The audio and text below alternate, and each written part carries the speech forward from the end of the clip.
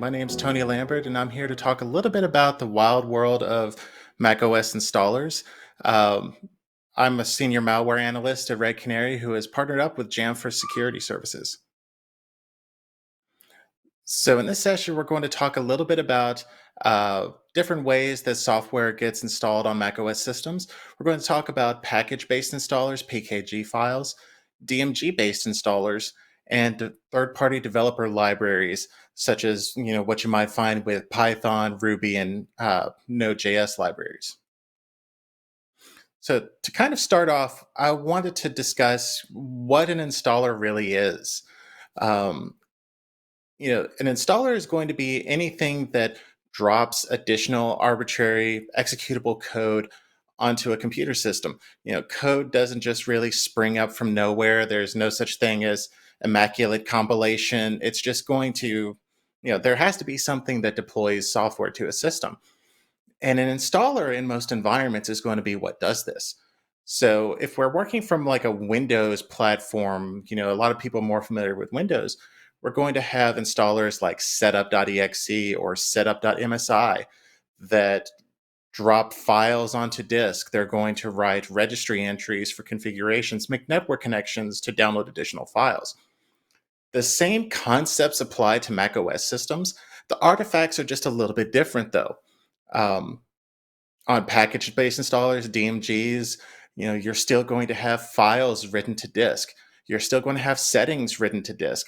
The catch is they're going to be p-lists. They're going to be XML or binary p-lists instead of registry entries. You're still going to have network connections.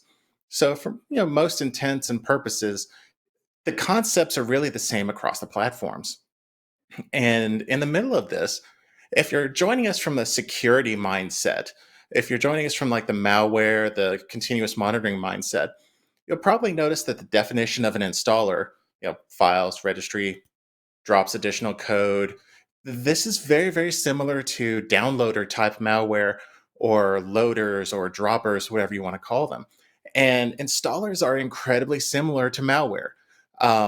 The catch is really is that installers are supposed to be from a trusted source, whereas malware isn't. And just like downloaders and droppers, adversaries can stash a lot of code into installers, and that's what we're going to talk about. Our first iteration, I want to talk a little bit about PKG package installers. So PKG files are really archives. They're not executables on their own.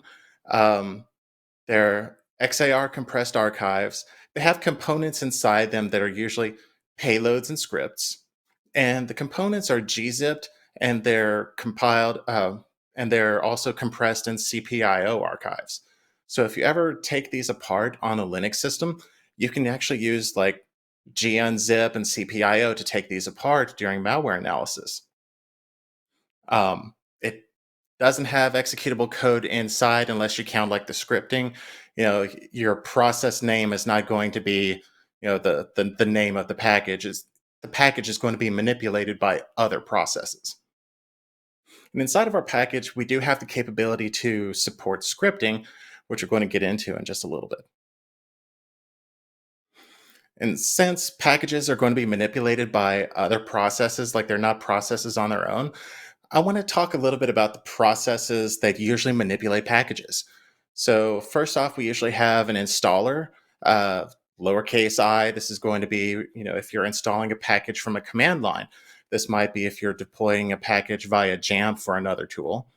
Then there's also installer.app, which has the uppercase I. So uppercase I is GUI, which means you can see your package, you have double clicked on it, and you're going through that installation. Little I, command line, big I, GUI. So that's really the difference. And then behind the scenes, there is an install daemon process, install D, that handles some of the content copying out of an archive file. So if you've never seen how the installation happens, if you've never seen the file modifications, it's really, really fascinating because they don't just get copied into their final resting place on disk. They make a pit stop somewhere in between in a sandbox folder. Install D manipulates files from your package into a middle ground, middle management folder here. And then once the installation is completed, it then merges that folder with the rest of your file system. And the reasoning behind this is it's supposed to allow you to do safe installations without the idea of illicit activity happening during the installation and messing you up. And then finally, the last big process to think about is the package script service process. If you have scripts that are inside your package, they're probably going to spawn off of either this process or lowercase installer at the top. So where can we stash code? Where can adversaries stash code in package files?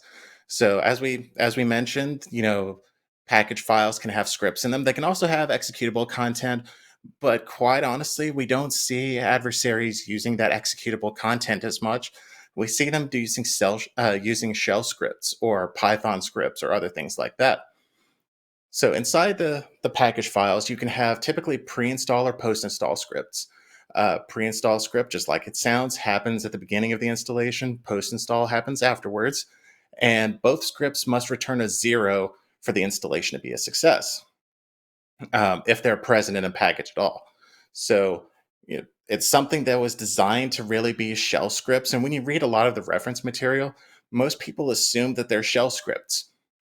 In reality, it can be any script that has a shebang character on it. So you can make this Python. If you like compiled line noise, you can make this Perl. You can even make them be binary executables in macOS format. So if you decide that, for some reason scripting isn't doing it for me, but I really love Objective-C or I really love whatever language and I can make a binary for it, you technically can. The package on its own doesn't really know anything about pre and post install unless you tell it about it. So if you're ever looking through a package trying to figure out does it actually have a pre-install post-install script, you can go take a look at the package info file for this particular PKG archive. On this slide, I'm taking a look at one where I opened up a package from the Zoom video conferencing app, completely legitimate. There was no malware in this at all. And, legitimately, the folks that distribute Zoom are using pre-install and post-install scripts to make changes to the system, prepare it for installation, and then clean up afterwards. Inside the package info file, we see it, has pre-install and post-install listed. And in fact, you can actually create more entries under that scripts tag. So if you want some more pre-install and post-install actions, you can make those show up in your package info file. In addition to our usual packages, like we just saw that would install Zoom, you can also create what's called payload-free packages. This is a really quick way for like administrators to push out scripts in package form. Um, we have seen some folks that use Jamf use other client management tools to use these sort of packages to just push out scripts to do Wi-Fi management or other things like that. However, adversaries like doing this too. Um, in payload free packages, we're not going to have like bytes. We're not going to have files that are laid down on disk. We're only going to have scripts. So that means only Python, only shell scripts, only Perl, whatever else that is listed inside that package info file as being a script. So if you also look in that package file, in that package info file, you're not going to see anything listed as a payload. You're not going to see payload bytes. It's going to be zero. If it's present there, it's going to be 0 bytes, 0 files, something like that. And where we see this used by adversaries the most is, let's say, a particular malicious adware has decided that it's going to do some weird activity after installation or in the middle of the installation. Instead of trying to publish a package file that contains all of its content, they'll use post-install scripts, and the script is the only thing in that package. The post-install script goes and downloads something with curl, pulls it back to the system, and then unzips it for installation. All of the work is done by the script and not the traditional installation system. So this is something that definitely has a lot of room for just arbitrary discretion where Bad guys can really use this to their effect, and administrators can use it to their effect as well. It's just, it's just one of those dual use type of tools. If you want to see how some of this works, and you don't want to have to tinker with any malware, I highly advise taking a look at command and control frameworks. These let you sort of detonate malicious tools in your environment without exposing them to completely malicious content.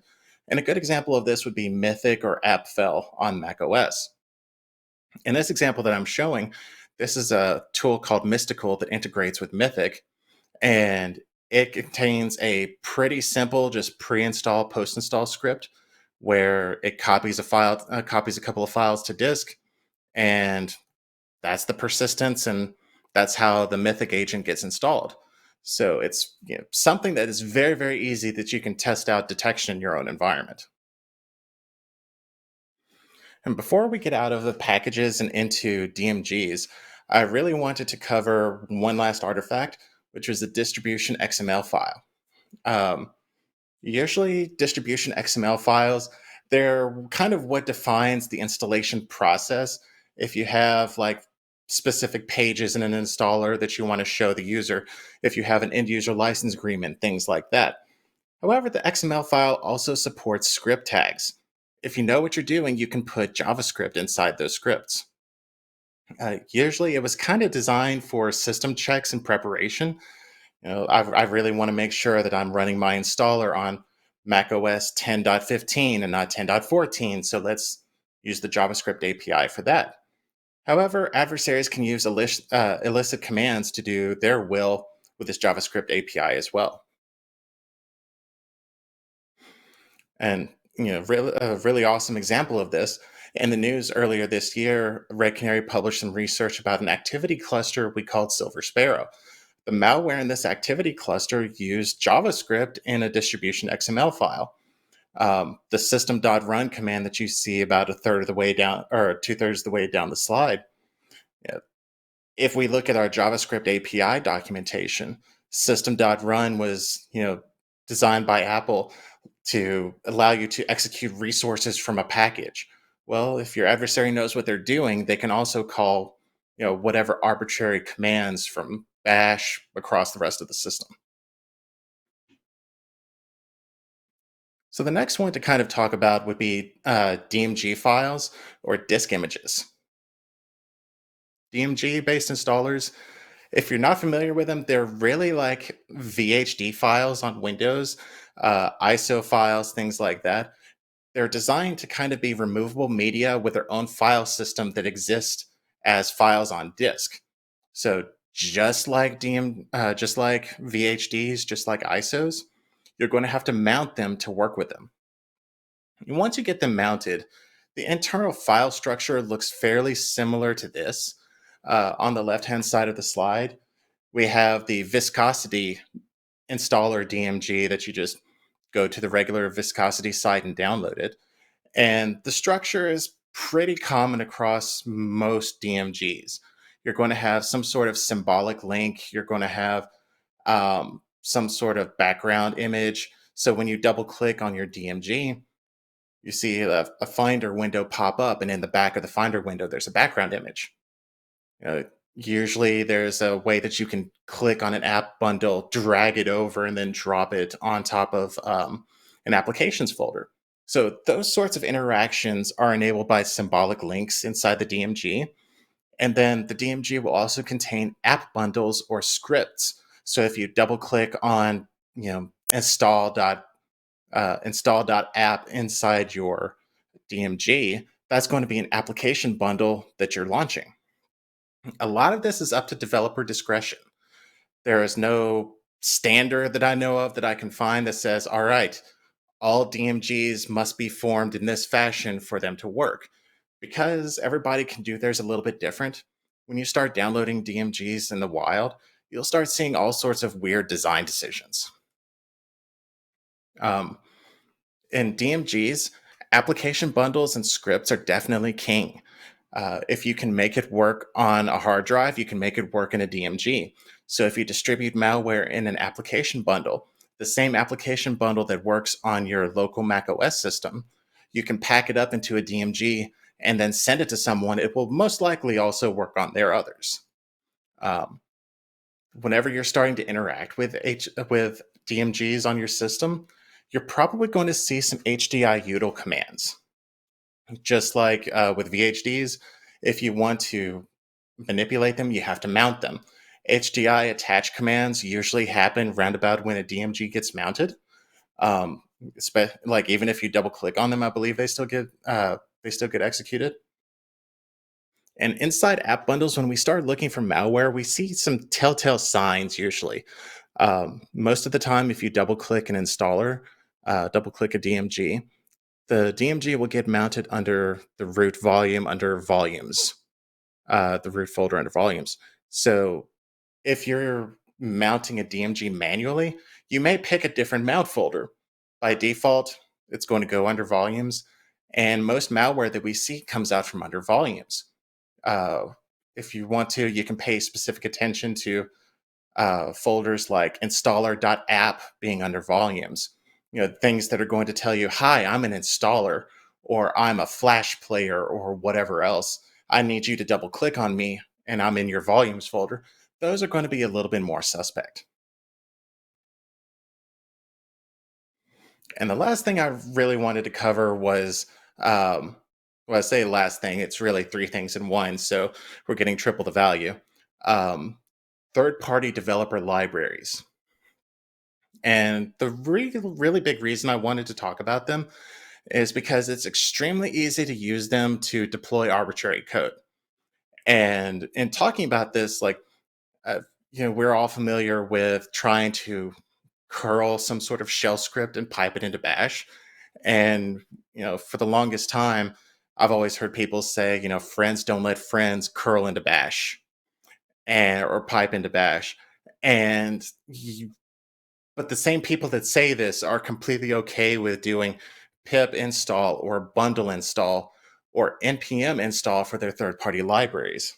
And what they don't realize is that the same code execution you give to Bash can really be used in these developer libraries as well. So you're essentially doing a fairly close equivalent when you do these installations. If you're not familiar with developer libraries, they're really just pre-canned code designed to do cool things. If you're going to be doing something beyond Hello World that's, a really cool application, let's say you want to send web traffic. You have the choice. You can learn how to manipulate HTTP yourself, or you can use the requests library inside Python and let that library do the work for you. There aren't very many people that say, yes, I want to do my own HTTP requests. Um, They're usually installed through a package manager, and through the package manager, it's controlled by a repository. So if you have an npm package, if you have a Ruby gem, usually there are third-party repositories that hold what they determine are safe packages within. And the really big problem with this is that they're almost always controlled by third parties to your application, to uh, hardware developers, whoever else. So you don't necessarily have the ability to rapidly see source code. You may see source code, but are you sure that the source code is a one-to-one match with the package you just installed? Things like that. The first big one to cover is Python pip packages. If you've ever done any sort of Python development, you've probably seen pip or pip3 install commands. For me, I really use the library PE file a lot when I'm doing malware analysis. So for me to install PE file to use it, I have to do a pip install PE file to have that library available. Within that library, there's a setup.py file. Uh, Just about every library that you run across is going to have this in it. And usually the setup.py file will have metadata and have different things that lets you identify, what is unique, what's special about this package. So it'll have like a library name, an author, things like that. However, developers can also wedge arbitrary code into this setup.py file. A good example of this, I use the Capa library from FireEye whenever I'm doing analysis. Capa has some code in its setup.py file to determine proper versioning, make sure that all of its dependencies are met, and all the good junk behind there that makes the library actually work. Well, if you know what you're doing, you can also do sub-process popen commands. You can execute arbitrary commands. If you have tricked somebody into downloading your poisoned pip package, you can execute whatever you want on the system.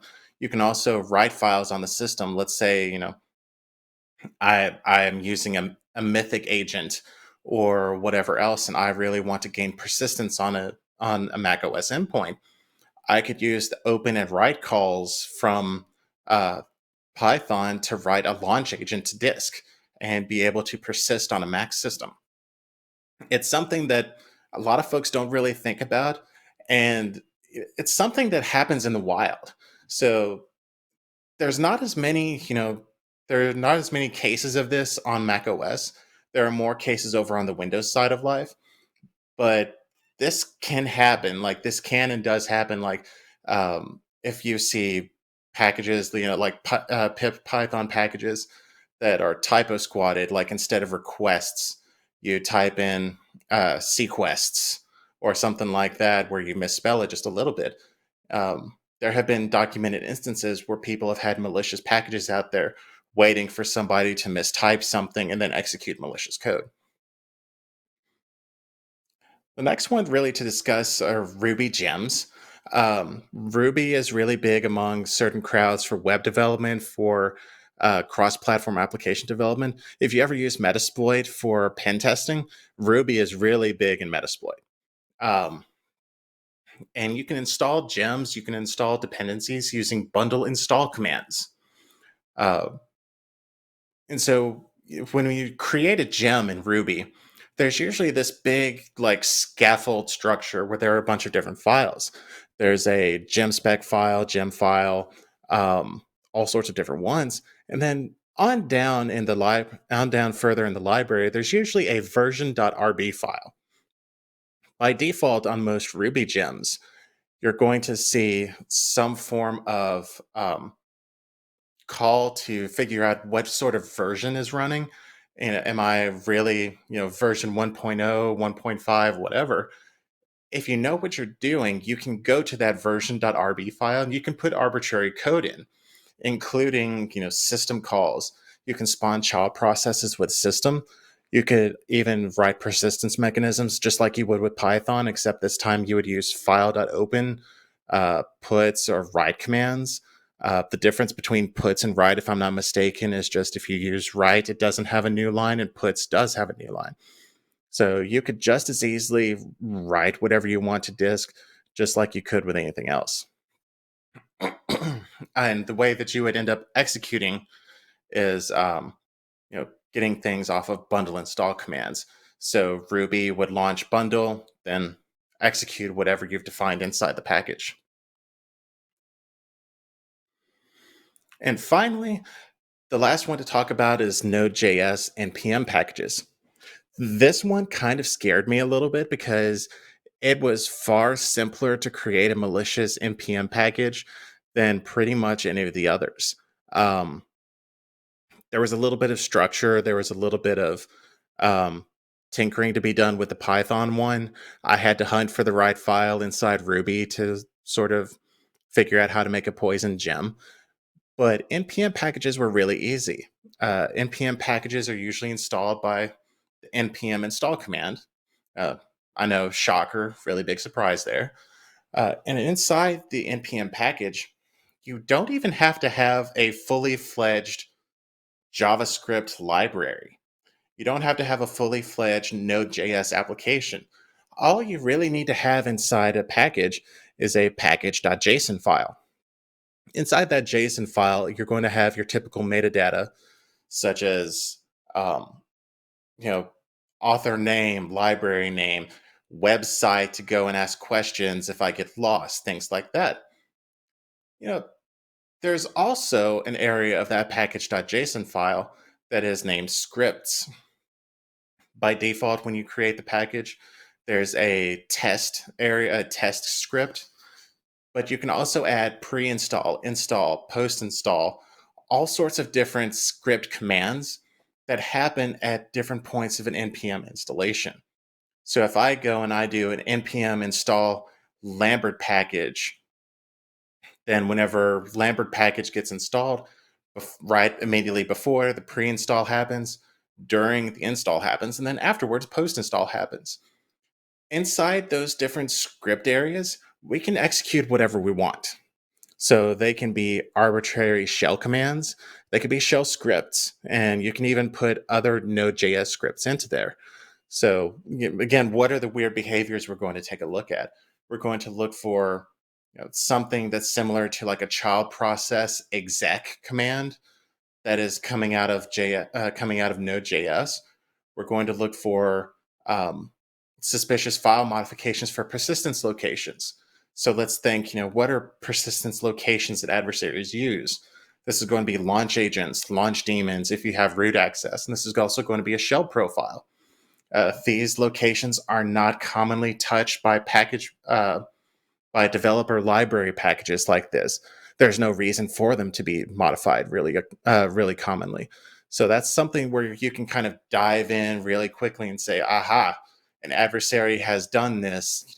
This probably isn't my developer, because why do they need a launch agent?